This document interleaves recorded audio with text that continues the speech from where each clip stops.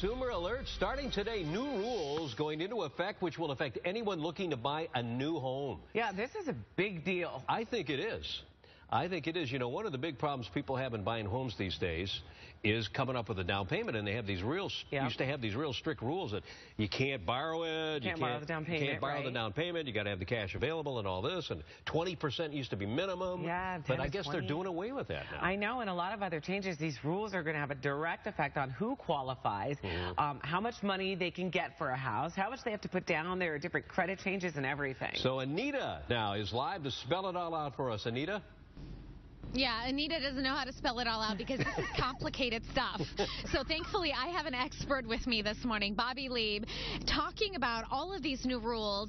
And there are many. If you plan on buying a house this year, there's a lot of things to pay attention to. The housing crisis really hit Arizona hard. So I guess let's start from the beginning. If you're going to go put a bid on a house, you win, you get to purchase it.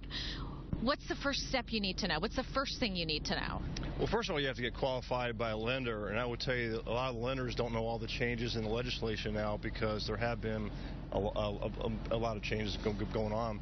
One is it used to be 55% of your total income you could qualify for mortgage. Now it's gone down to 43%, and the impact that that's had is that people that maybe have second homes that maybe could have qualified before, it's going to put some people out of buying. Now, there's always going to be some lenders out there that you can always find that you can pay them higher points to qualify. So my understanding is this is your ability to repay. Now, that to me, as the average person, sounds ability to repay the entire loan, or what are they expecting from home buyers?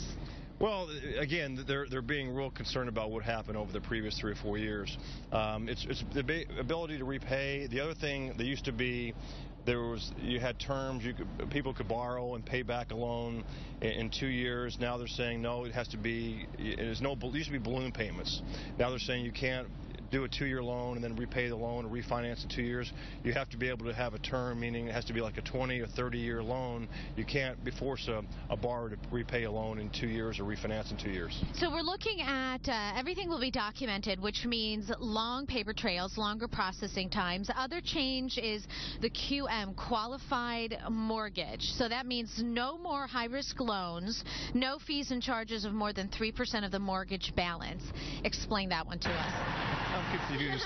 I know. Again, I don't really think a lot of people understand that. I just know that you have to be able to repay the loan, obviously, in a term. They're going to be a little stricter, a little more qualified.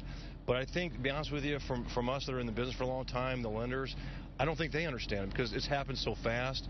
The main thing is you have to be able to have the money to be able to repay a loan. And if you're not qualified, it's going to be a little harder for you to be able to get a loan and be able to buy a house. So I guess the best advice at this point to anyone purchasing a home is to be patient and really read all the fine print at this point. If you can do it. I mean, even those of us that have been in the business, the fine print is there's so many details to it. I think it is going to be better. I mean, there's always going to be some way, somehow, that people can qualify. What I see, too, sometimes the big banks they're all obviously all very scared about what happened. A lot of them got fined, big penalties for what's happened in the mortgage market in the last few years. They're a little more difficult to deal with sometimes because they have such a committee to deal with. But there's always ways that people are going to be able to get loans. So bottom line, do you think this is going to mean more people can now afford the American dream or fewer people?